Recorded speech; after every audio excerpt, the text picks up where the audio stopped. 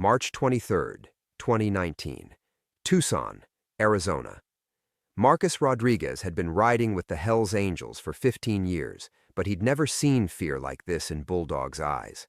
The compound materialized through the desert heat like a mirage made of concrete and razor wire. Marcus knew that fence, those guard towers. He'd studied surveillance photos of this exact location in another life when he wore a badge instead of leather. Bulldog killed the engine. Something ain't right, Ghost. 6 angels went through that gate. Automatic gunfire erupted 30 seconds later. When the smoke cleared, Marcus walked out alone, covered in blood that wasn't his, carrying a message that would destroy everything he thought he knew about justice. The man who'd sent him undercover 20 years ago, the man who'd promised to bring his partner home, had been playing for the other team all along. Before we jump back in, tell us where you're tuning in from, and if this story touches you, make sure you're subscribed because tomorrow I've saved something extra special for you. Marcus stood motionless beside his Harley, desert wind cutting through his leather vest like broken promises. The compound's silence pressed against his eardrums, too quiet after the thunder of gunfire that had painted the Arizona sand red. His hands trembled as he pulled out his burner phone, the device feeling heavier than the .45 holstered beneath his arm. The number was burned into his memory from 2 decades ago.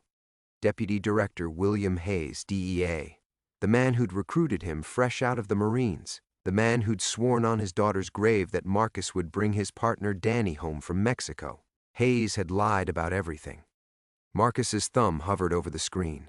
Behind him, the compound's gates hung open like a mouth screaming silent accusations. 6 bodies lay scattered inside. Bulldog, Reaper, Tank, all of them good men who'd accepted him into their brotherhood without questions. Men who died because Marcus had recognized classified intel when he saw it and couldn't keep his mouth shut. The phone rang twice before Hayes picked up. Marcus? Jesus Christ, where are you? Every agency in the Southwest is looking for... Shut up and listen. Marcus's voice cracked like leather left too long in the sun. I know what you did to Danny Vasquez. I know about the network. And I know why Chapo wanted me alive. Silence stretched between them, filled with the weight of 15 years' worth of carefully constructed lies. I don't know what you think you've discovered, but... Chapo's dead. The words tasted like copper and betrayal. But before he died, he gave me something. Names, dates, bank accounts. Your name's at the top of the list, Bill. Marcus could hear Hayes breathing on the other end. Could picture him in his corner office overlooking Quantico, probably reaching for the bottle of bourbon he kept in his desk drawer. The same bourbon they'd shared the night before Marcus went undercover with the Angels, when Hayes had looked him in the eye and promised this was the path to justice. Where are you? Hayes's voice had shed its fatherly concern, revealing the cold calculation beneath. We need to talk face to face. There are things you don't understand. I understand plenty. Marcus kicked at a piece of shrapnel from the firefight, watching it skitter across the hardpan. I understand that Danny was feeding you intel from inside Chapo's operation. I understand that you were selling that intel to the highest bidder. And I understand that when Danny grew a conscience, you had him killed and blamed it on a botched raid. The accusation hung in the desert air like a death sentence. In the distance, Marcus could hear helicopters, federal task force probably, or maybe cartel cleanup crews. Either way, his time was running short. You're talking treason, Marcus. Think very carefully about your next words. My next words are a message from a dead man. Marcus pulled a blood-stained envelope from his vest pocket, the paper still warm from Chapo's final breath. Joaquin Guzman lived for 23 years after your network betrayed Mexico to the Americans, then betrayed the Americans to the cartels. He documented everything. Every payment, every leak, every murder you ordered to keep your operation clean. Through the phone, Marcus heard the distinctive squeak of Hayes's leather chair as the man leaned forward.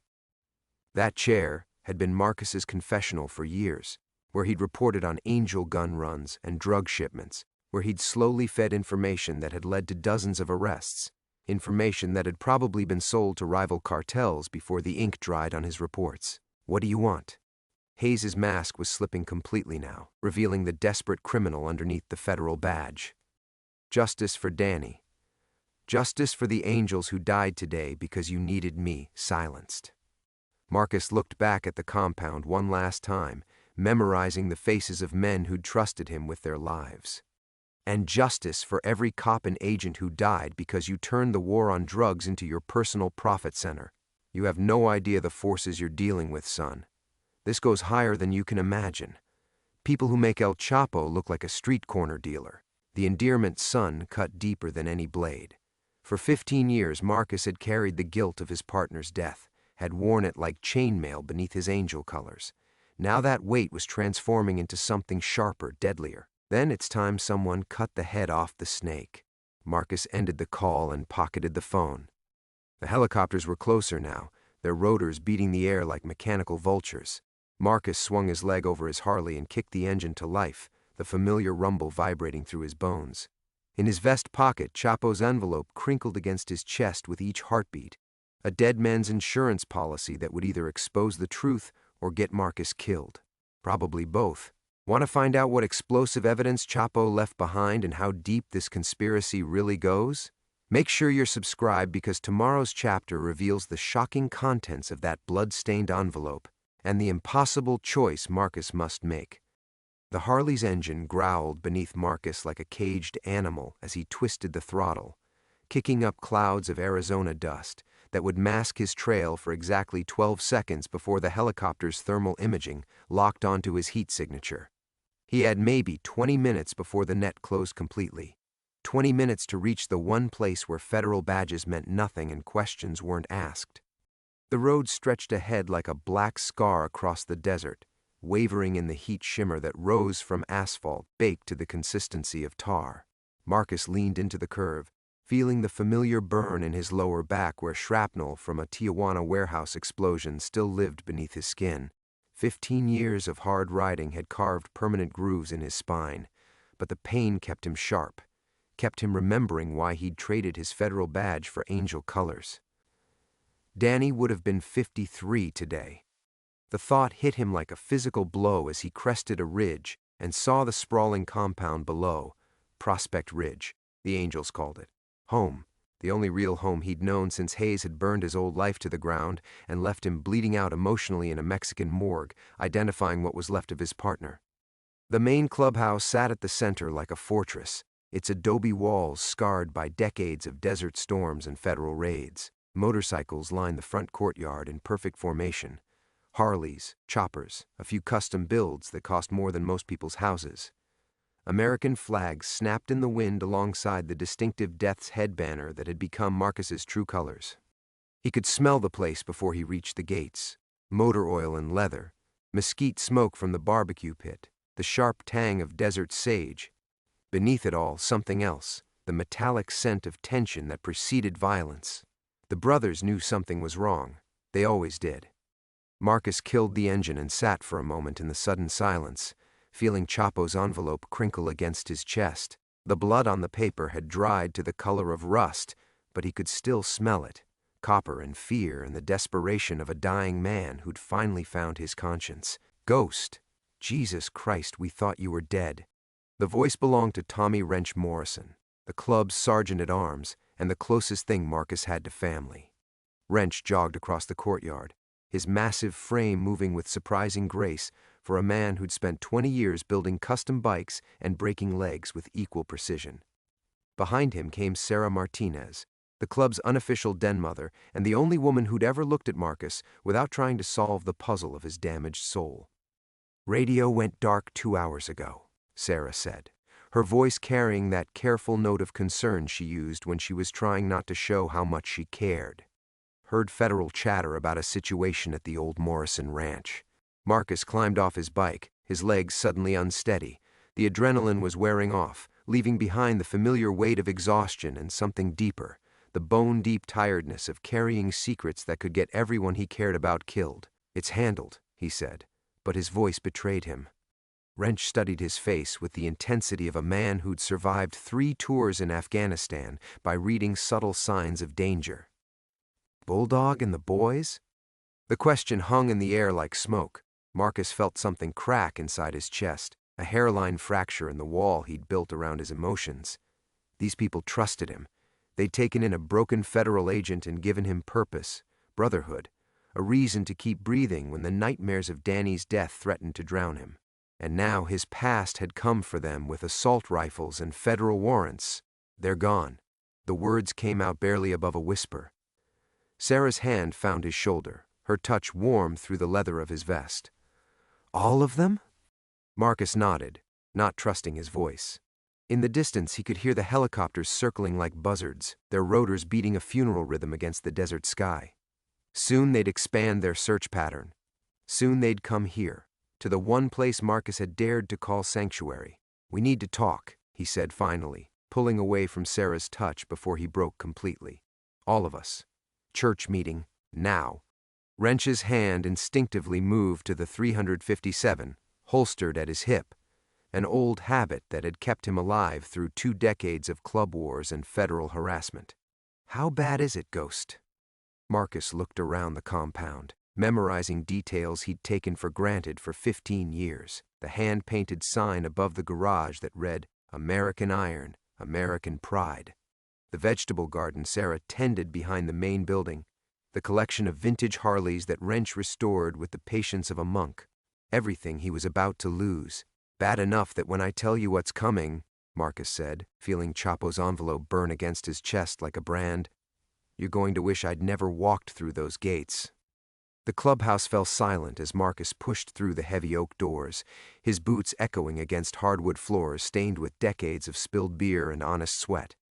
The familiar smell of cigarette smoke and gun oil couldn't mask the metallic taste of fear coating the back of his throat. Around the scarred conference table sat the remaining members of the Prospect Ridge Charter, 12 faces weathered by sun and violence, men who'd bled together, killed together, and now would die together because of secrets Marcus had carried for 15 years. "Church is in session," Wrench announced, sliding the deadbolt home. The sound echoed like a coffin lid slamming shut. Marcus remained standing, his hand unconsciously moving to the envelope pressing against his ribs. Through the window, dust devils danced across the desert like ghosts, and somewhere beyond the horizon, federal task forces were mobilizing based on lies told by men in suits who'd never felt the desert wind burn their faces.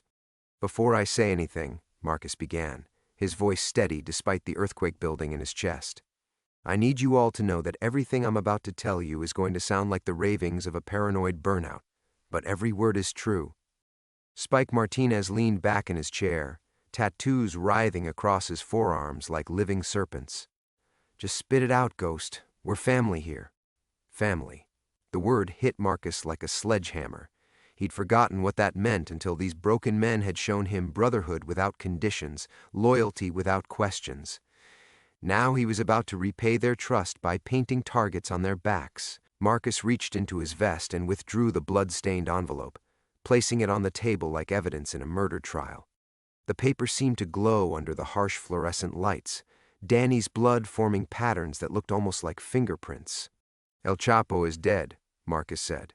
"But before he died, he gave me this. Insurance, he called it. 23 years of documentation proving that high-ranking federal agents had been playing both sides of the drug war." Wrench's scarred fingers drummed against the table, a nervous habit that preceded violence. "What's this got to do with us getting shot at by federales?" Marcus opened the envelope with the reverence of a priest handling sacred texts. Inside, photographs, bank records, transcripts of phone calls that should have been classified beyond any security clearance. And there, paper-clipped to a photograph of Marcus in his DEA uniform, a handwritten note in Spanish. "Para el fantasma que vivió, your partner died because he found his conscience. You will die because you found the truth. But perhaps the truth can finally kill the real monsters. JG." Marcus translated the note aloud, watching his brothers' faces harden as the implications sank in. These men had accepted him as Ghost Rodriguez, enforcer and gunrunner, never knowing that Marcus Rodriguez had once worn a federal badge and taken an oath to protect and serve. "You're a fucking Fed?" The accusation came from Tommy Razor Walsh, his hand already moving toward the knife that lived permanently on his belt.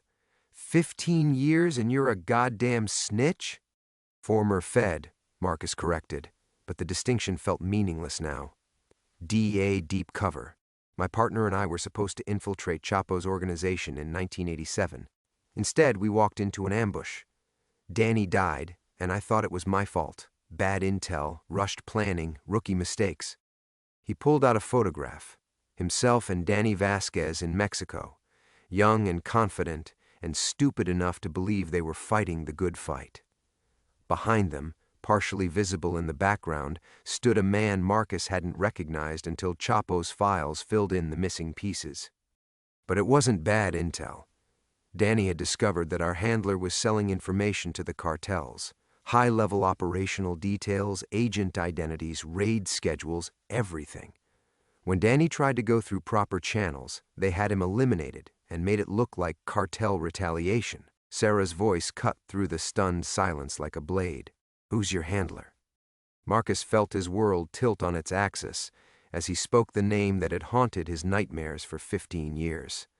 Deputy Director William Hayes, the man who recruited me, trained me, and convinced me to go undercover with you to monitor gun trafficking. Except I was never really undercover. I was a double agent who didn't know it. The revelation hit the room like a bomb. Every operation Marcus had reported, every weapon shipment he detailed, every federal raid he'd helped coordinate, all of it had been fed into a machine designed to profit from perpetual war. Wrench stood slowly, his chair scraping against the floor like fingernails on a coffin. "How many of our brothers died because of your reports?" "I don't know." The admission tore from Marcus's throat like shattered glass. Chapo's files show payments to Hayes dating back to 1985. Millions of dollars for intel that got agents killed, destroyed evidence, and kept the cartels one step ahead of law enforcement. Outside, the sound of helicopter rotors grew closer, their mechanical heartbeat counting down to an ending Marcus couldn't prevent. But for the first time in 15 years, he wasn't carrying the weight of his secrets alone. The truth was finally free, and it was going to destroy everything he'd learned to love. The silence that followed Marcus's revelation stretched like a taut wire, ready to snap and cut everyone in its path. 12 pairs of eyes stared at him with expressions ranging from disbelief to barely contained rage, and Marcus felt the familiar weight of isolation settling over his shoulders like a lead blanket. "Bullshit." Razor's voice cut through the tension, but there was uncertainty beneath the anger. "This is some elaborate Fed setup. Has to be." "Look at the documents," Marcus said, spreading Chapo's evidence across the scarred table. Bank records, photographs, transcripts. Could all be fabricated, but Spike was already leaning forward, studying a photograph that showed Hayes shaking hands with a man Marcus recognized as Antonio Mendoza, Chapo's former lieutenant. Jesus Christ, Ghost. If this is real. Wrench paced to the window, his massive frame blocking out the desert light. Those choppers aren't going away. We've got maybe 10 minutes before they expand their search grid to include us. His voice carried the tactical awareness of a man who'd spent too many years being hunted. "You brought war to our doorstep." Marcus wanted to argue, to defend himself, but the truth sat heavy in his chest like a stone. He had brought this war home, his past, his secrets, his naive belief that he could outrun the consequences of serving corrupt masters. It had all led to this moment. Sarah stood and walked to an old filing cabinet, her movements careful and deliberate. From the bottom drawer, she pulled out a satellite phone, the kind used for communications that couldn't be intercepted or traced. "There's someone you need to talk to." "Sarah, no." Marcus recognized the phone, had seen her use it only twice in 15 years. Both times, people had died within hours. "We can handle this internally." "Can we?" She was already dialing, her fingers moving with practiced precision. "Because from where I'm sitting, we've got a dead cartel leader, a corrupt federal network, and a clubhouse full of brothers who are about to become collateral damage in a war that started before most of us were born." The phone rang twice before a voice answered, gravelly, exhausted, carrying the weight of authority that came from surviving decades in the shadows. Marcus couldn't hear the words, but he could feel the temperature in the room drop 10 degrees as Sarah spoke in rapid, clipped sentences. "Yes, he's here. Yes, the files are real. No, we can't move him until—" She paused, listening to something that made her face go pale. How long ago? Marcus felt ice form in his veins. What is it? Sarah lowered the phone, her eyes reflecting a fear Marcus had never seen before. In 15 years of federal raids, cartel wars, and club violence, nothing had ever shaken her composure. But whatever she'd just heard had cracked something fundamental in her foundation. Hayes isn't just corrupt, she whispered. He's been hunting former DEA agents who might have knowledge of the network. 3 agents have died in the last 6 months. Car accidents, home invasions, apparent suicides. The room tilted around Marcus as the implications crashed over him. Who's on the phone? Someone who's been watching this network for a very long time. Someone who tried to warn your partner 23 years ago. Sarah's voice was hollow, mechanical. Deputy Director Hayes has been untouchable because he's not working alone. The corruption goes all the way to the top. Justice Department, Homeland Security, DEA administration. Wrench stopped pacing, his hand instinctively moving to his weapon. How high? Sarah asked the question into the phone, then went silent for nearly a minute as she listened. When she finally spoke, her voice was barely above a whisper. High enough that there's no such thing as protective custody. High enough that witness protection is a death sentence. High enough that the only safe place for Marcus is in the ground. Outside, the helicopter rotors were getting louder, joined now by the distant rumble of diesel engines, probably FBI tactical vehicles, moving in coordinated patterns that would seal off every escape route within the hour. Marcus felt the walls closing in, felt the familiar panic that had driven him from his federal life into the embrace of men who understood that sometimes the system was the enemy. I'm not running again. The words surprised him, coming out with a conviction he didn't know he possessed. 15 years ago, I ran from the truth about Danny's death. I've been running ever since, hiding behind colors and brotherhood and the lie that I could build a life on someone else's foundation. He stood, feeling Chapo's envelope crinkle against his chest. But El Chapo didn't give me this evidence so I could disappear. He gave it to me because he knew I was the one person crazy enough to use it. Sarah was still listening to the voice on the phone, her expression growing more grim with each passing second. Finally, she looked up at Marcus with something that might have been pity. He wants to talk to you, she said, extending the phone. But Marcus, once you take this call, there's no going back. No more hiding, no more running. Just the truth, and whatever price it demands. Marcus reached for the phone, his hand steady despite the earthquake building in his soul. Marcus took the phone with fingers that had steadied on rifle triggers and motorcycle handlebars for 15 years, but trembled now at the prospect of hearing a voice from the world that had destroyed him.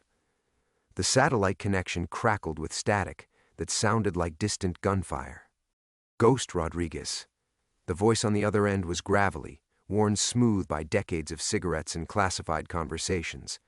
Though I suppose you remember when people called you Agent Rodriguez. Marcus's blood turned to ice water. He knew that voice, had heard it in briefing rooms and secure facilities, always from the shadows where deputy assistants and section chiefs preferred to operate. Hendricks? Deputy Assistant Director James Hendricks, officially. Though, after tonight, I'll probably be just another dead federal employee who asked the wrong questions. A bitter laugh echoed across the encrypted connection.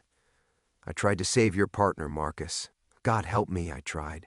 The clubhouse seemed to shrink around Marcus as memories flooded back, briefings where Hendricks had lingered in doorways, questions that had seemed routine but now felt like warnings. The way the man had looked at him after Danny's funeral like he was watching a dead man walking. You knew. The accusation came out strangled. You knew Hayes was dirty, and you let us walk into that ambush anyway. I suspected. But suspecting and proving are different things, and Hayes had protection I couldn't touch. Static filled the silence as Hendricks gathered himself. Danny found evidence, bank records, communication intercepts. He came to me 2 days before you were supposed to extract from Sinaloa.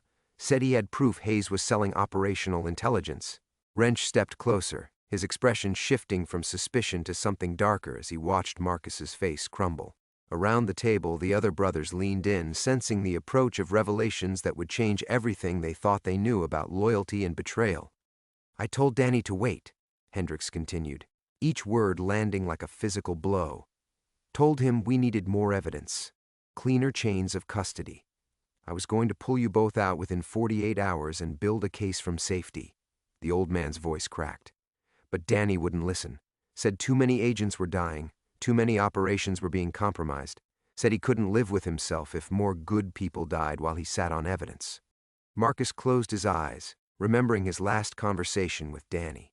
The nervous energy, the way his partner had kept checking his watch, the insistence that they needed to move up their extraction timeline. At the time, Marcus had attributed it to mission fatigue. Now he understood it had been desperation. He went to the Mexican authorities directly, Hendricks said. Tried to arrange a handoff of evidence to someone he thought was clean. Instead, he walked straight into Hayes' network. Jesus Christ, Spike whispered, but Marcus barely heard him. The clubhouse was spinning around him as 15 years of carefully constructed lies crumbled into dust. Hayes knew about the handoff before Danny even arrived at the meeting site. Had cartel soldiers waiting, made it look like Danny got burned by his contacts. But first they tortured him, Marcus, for hours, trying to find out who else knew about the evidence, whether he'd made copies. Sarah's hand found Marcus's shoulder, but her touch felt distant, as if he was experiencing everything through thick glass. What about the official report? Fiction, Hendricks said. Hayes wrote the after-action himself, described Danny as a possible double agent, suggested he'd been feeding information to the cartels for months before his death, painted Marcus as a traumatized rookie who'd been manipulated by his corrupt partner. The phone slipped in Marcus's sweaty grip. But you knew better. I knew Danny died trying to do the right thing, and I knew Hayes would kill you too if you ever remembered enough to become a threat. The connection sparked with interference that sounded like screaming. So when you disappeared from the federal hospital, when you went off-grid completely, I thought maybe you'd found a way to stay alive. 15 years of silence. I hoped that meant you'd found peace. Outside, the helicopters were circling closer, their searchlights beginning to sweep across the compound's outer perimeter. Through the window, Marcus could see federal vehicles taking positions on the ridgeline, black shapes against the sunset that looked like mourners at a graveside. But Hayes never stopped looking for you, Hendricks said. And when El Chapo's files started surfacing through intelligence channels, when word got out that he'd passed evidence to an American operative before his death, Hayes knew you were alive, knew you had everything needed to destroy not just him, but the entire network he'd spent 3 decades building. Marcus felt something fundamental break inside his chest, not the clean snap of a bone, but the slow tear of scar tissue that had never properly healed. For 15 years, he'd carried the guilt of Danny's death like a cancer, believing his mistakes had killed the best man he'd ever known. Now the truth was worse. Danny had died because he'd tried to save lives, and Marcus had spent 15 years hiding from the very evidence that could make his partner's sacrifice meaningful. They're coming for all of us, Marcus said, watching muzzle flashes wink to life on the ridge. Aren't they? They're coming for the truth, Hendricks replied. The question is whether you're finally ready to fight for it. The question hung in the static-filled air like smoke from a funeral pyre, and Marcus felt the weight of 15 years pressing down on him like a collapsed building. But before he could answer, Hendricks spoke again, and the words that came through the encrypted connection changed everything Marcus thought he knew about betrayal. There's something else, son. Something I should have told you 15 years ago. The old man's voice carried a tremor that had nothing to do with age and everything to do with guilt. Danny wasn't the only one who suspected Hayes. I'd been building a case against him for 2 years before your Sinaloa operation. Marcus's hand tightened on the phone until his knuckles went white. Around the table, his brothers watched with the stillness of predators sensing a kill. Outside, the federal noose was tightening. But the real trap had been sprung decades ago in a briefing room where a young agent had trusted the wrong father figure. I recruited you for that operation specifically because of your partner, Hendricks continued. Danny had contacted me through back channels, said he needed someone he could trust absolutely, someone clean. The admission came out like a confession. I chose you because you were Danny's best friend, because he'd die before he let anything happen to you. The phone nearly slipped from Marcus's nerveless fingers. You used me as bait. I used you both. Told myself it was for the greater good, that sacrificing 2 agents might save dozens more, but Hayes was always 3 steps ahead. Hendrix's voice cracked like old leather. The operation was compromised before you ever set foot in Mexico. Hayes knew about Danny's evidence, knew about my investigation, knew exactly how desperate I was to find proof.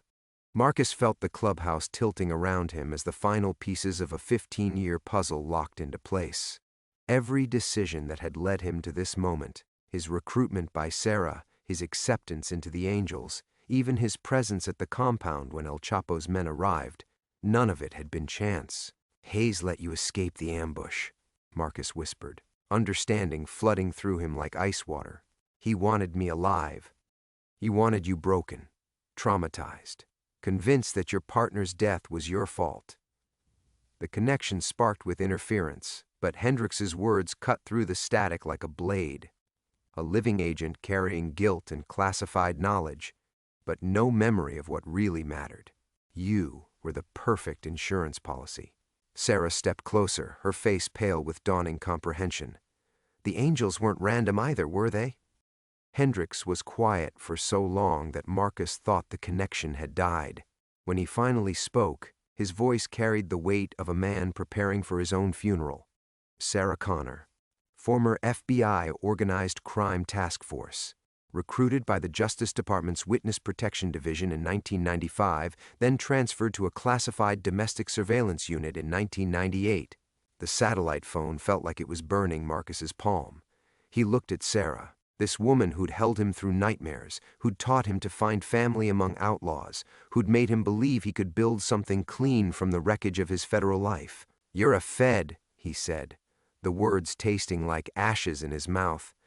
Sarah's eyes filled with something that might have been relief or sorrow or both. Deep cover domestic surveillance. My assignment was to monitor weapons trafficking through motorcycle clubs in the Southwest. She looked around the room at men who'd trusted her with their lives, their freedom, their darkest secrets. But I wasn't reporting to Hayes. She was reporting to me, Hendrix confirmed. Insurance against Hayes's network. If anything happened to you, if anyone tried to eliminate the one witness who could destroy everything, Sarah was supposed to extract you and bring you in. Marcus felt his world fracturing along fault lines he'd never seen coming. 15 years of brotherhood, of loyalty earned through blood and sacrifice, and it had all been an elaborate lie designed to keep him alive long enough to serve as evidence in someone else's war. Wrench stepped forward, his scarred face reflecting a rage that transcended personal betrayal. How many of us are real? But before Sarah could answer, Hendrix's voice cut through the tension with words that hit Marcus like a physical blow. It doesn't matter anymore. Hayes just went operational. 6 federal teams are converging on your location with orders to eliminate all witnesses and recover the evidence. Marcus looked around the room at 11 men who'd called him brother, at a woman who'd convinced him he deserved love, at 15 years of carefully constructed identity that was crumbling like a house built on quicksand. The helicopters were directly overhead now, their rotors beating out a rhythm that sounded like approaching thunder. "How long do we have?" Sarah asked. "They'll be at your door in 8 minutes, Hendrix replied. "The question isn't how long you have to live. The question is how many people you're willing to die to save." The silence that followed Hendrix's ultimatum stretched like a taut wire, broken only by the thunderous approach of federal aircraft and the distant growl of tactical vehicles positioning themselves for what Marcus now understood would be a slaughter, not an arrest. 8 minutes. Enough time for final words, last confessions, and the kind of decisions that defined whether a man died as a coward or a warrior. Marcus set the satellite phone down with deliberate care, his movements carrying the precision of someone who'd finally stopped running from the truth. Around the table, 11 men watched him with expressions ranging from rage to resignation, their loyalty tested not by bullets or badges, but by the revelation that their brotherhood had been built on a foundation of lies. 15 years, Wrench said, his scarred hands working the grip of his pistol like a rosary. 15 fucking years, and we've been nothing but extras in someone else's movie. Mo. Marcus's voice cut through the despair with surprising strength. We've been brothers. That part was real, even if everything else was theater. He looked directly at Sarah, seeing her clearly for perhaps the first time, not as the woman who'd saved him from his demons, but as the federal agent who'd been assigned to keep him functional until his testimony was needed. The question is what we choose to be in these last 8 minutes. Sarah's composure finally cracked, tears cutting tracks through the dust and grime on her face. I never meant for it to go this far, Marcus. The assignment was supposed to last 6 months, maybe a year, just long enough to ensure you weren't going to surface somewhere inconvenient. She gestured helplessly at the men surrounding them. But then I met all of you, and you became family. Spike finished quietly. Real family, even if it started as a lie. Through the reinforced windows, Marcus could see muzzle flashes winking to life on the surrounding hills as federal snipers took their positions. The helicopters had stopped circling and were now hovering in a perfect tactical formation that would provide overlapping fields of fire when the shooting started. 6 minutes, maybe 7, before the first breaching charges turned the clubhouse into a tomb. Marcus pulled out El Chapo's envelope, the papers inside representing 23 years of corruption, murder, and betrayal that reached into the highest levels of American law enforcement. The evidence that had killed Danny, that had destroyed Marcus's life, that would now end the lives of the only people who'd shown him loyalty without expecting anything in return. "Hendricks," he called out, picking up the satellite phone again. "Can you guarantee these men safe passage if I surrender myself and the evidence?" The old man's bitter laugh crackled through the speaker. "Son, Hayes has kill orders on everyone in that building. He's not taking prisoners. He's eliminating witnesses. The only way any of you walk away from this is if you can prove his guilt so completely that his protection network throws him to the wolves." Wrench stepped closer to Marcus, his expression shifting from betrayal to something harder and more familiar, the look of a man preparing for his last fight. "Then we make our own guarantees. How many rounds we got between us?" The brothers began checking weapons with the methodical efficiency of men who'd spent lifetimes preparing for violence. Shotgun shells scattered across the poker table like casino chips. Pistol magazines clicked home with metallic precision. The smell of gun oil and adrenaline began to overpower the lingering scent of leather and tobacco. But Marcus was remembering something else. Another compound, another desperate last stand 23 years ago when he'd watched his partner die because good men had trusted corrupt systems. The parallel was perfect, except this time he understood the game being played. "No," he said, surprising everyone, including himself.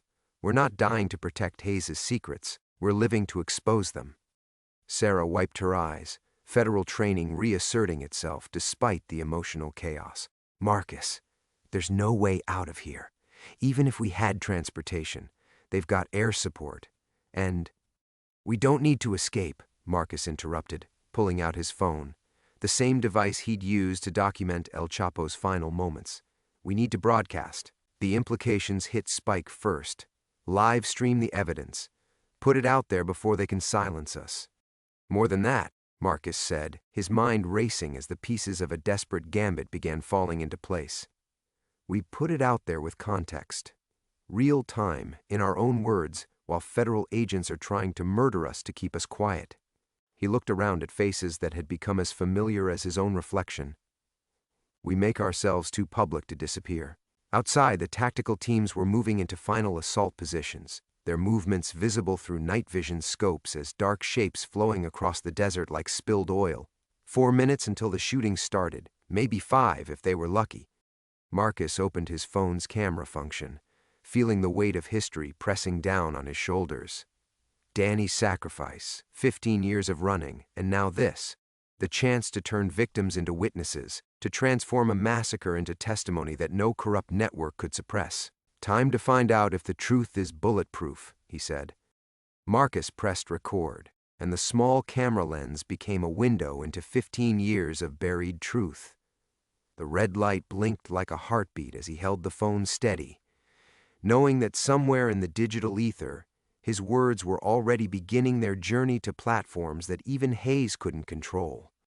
"My name is Marcus Rodriguez," he began, his voice carrying the weight of a man who'd finally stopped running. "Former DEA agent, federal badge number 4471. 15 years ago, my partner Danny Volkov died in Sinaloa because he discovered corruption that reaches the highest levels of American law enforcement.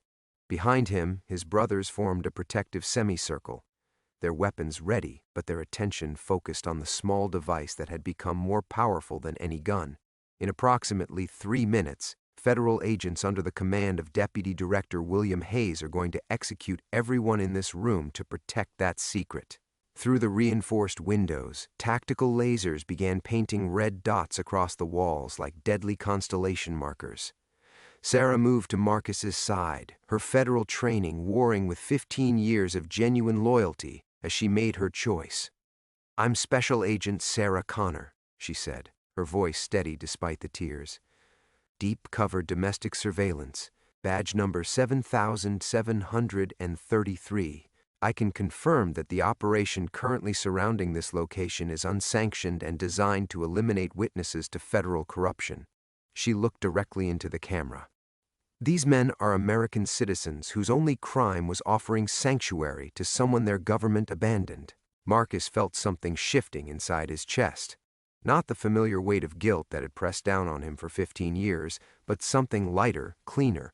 The truth was a living thing, and it wanted to be free. He opened El Chapo's envelope with deliberate care, spreading the documents across the poker table where they'd shared countless nights of brotherhood. Bank records, communication intercepts, photographs of Hayes meeting with cartel lieutenants, 23 years of evidence that Danny had died trying to expose. "Deputy Director William Hayes has been selling operational intelligence to the Sinaloa cartel since 1988, Marcus continued, holding up photocopied bank statements that showed deposits coinciding with compromised DEA operations. Agents died because of information he provided. Entire investigations were destroyed to protect his network. The camera captured every detail as he turned pages, each document a gravestone for someone who trusted the wrong system.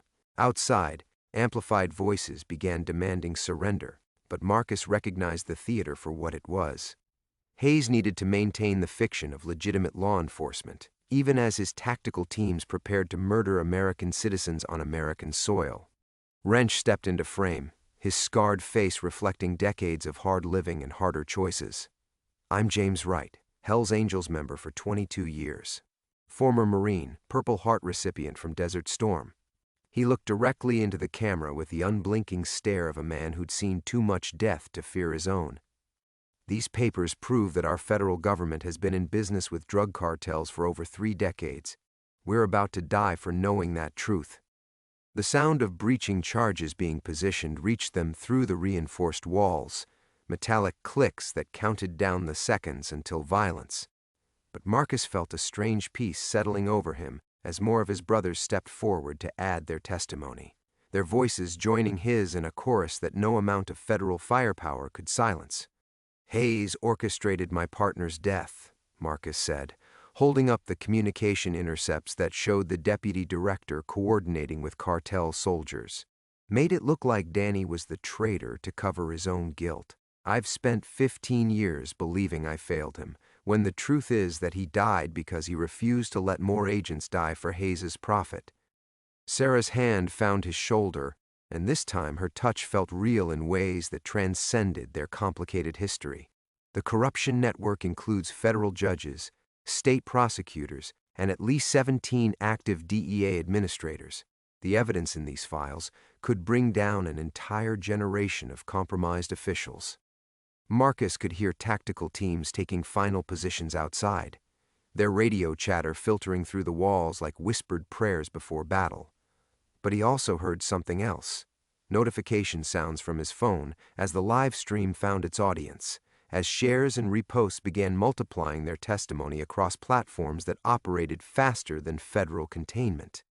"Danny Volkov died believing in justice," Marcus said, looking directly into the camera as the first laser sights found his chest.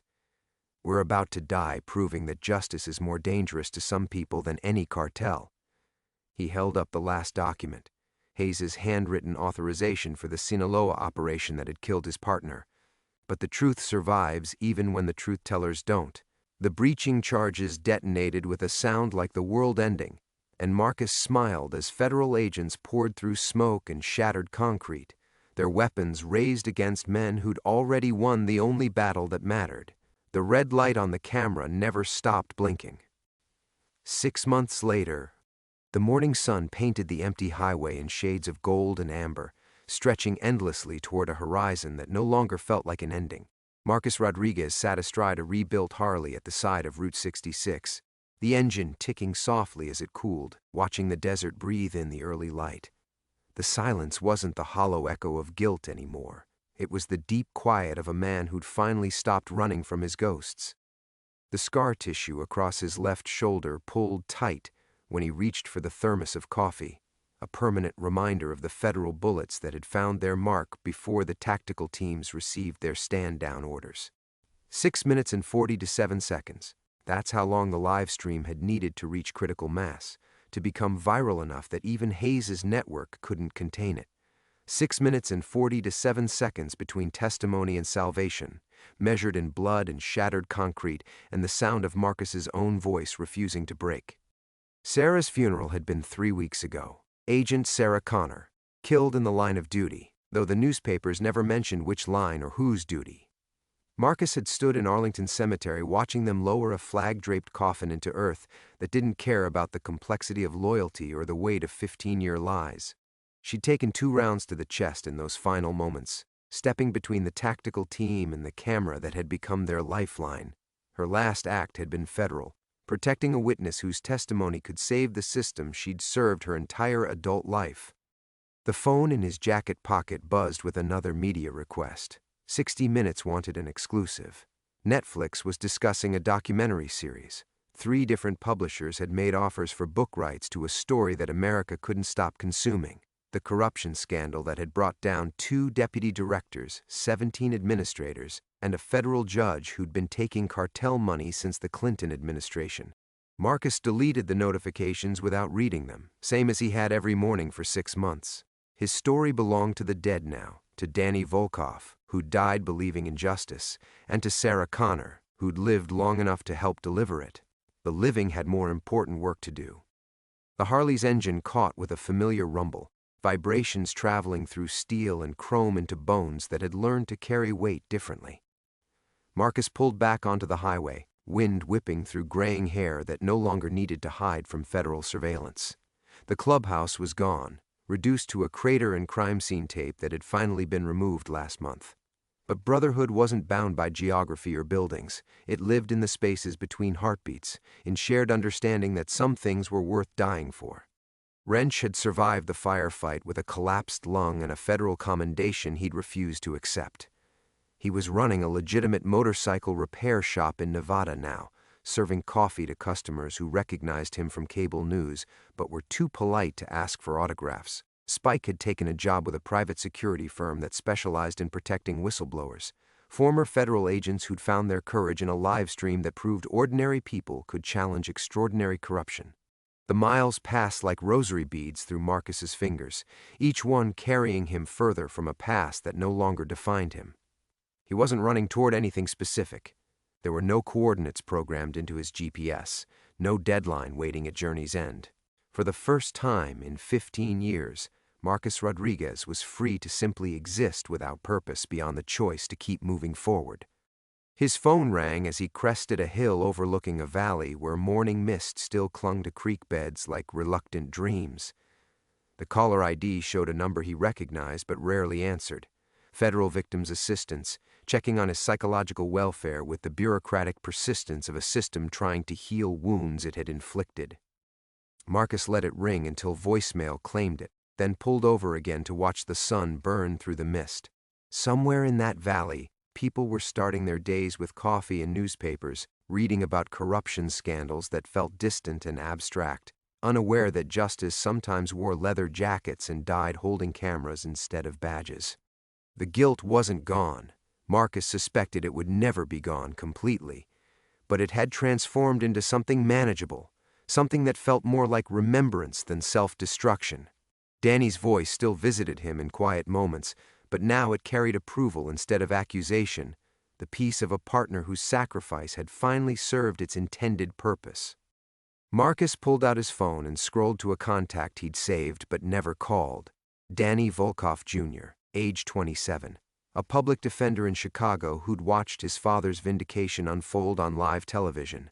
Someday, Marcus would find the courage to dial that number, to tell Danny's son that his father had been the best man Marcus had ever known. Someday, but not yet. Some conversations required more healing than 6 months could provide. The Harley carried him back onto the endless highway, toward whatever came next for a man who'd learned that truth was worth dying for, and living was worth the courage to keep seeking it. The desert stretched ahead like an open book, its pages blank and waiting to be written by choices that no corrupt network could anticipate or control. Behind him, the sun climbed higher, burning away the last of the morning's shadows.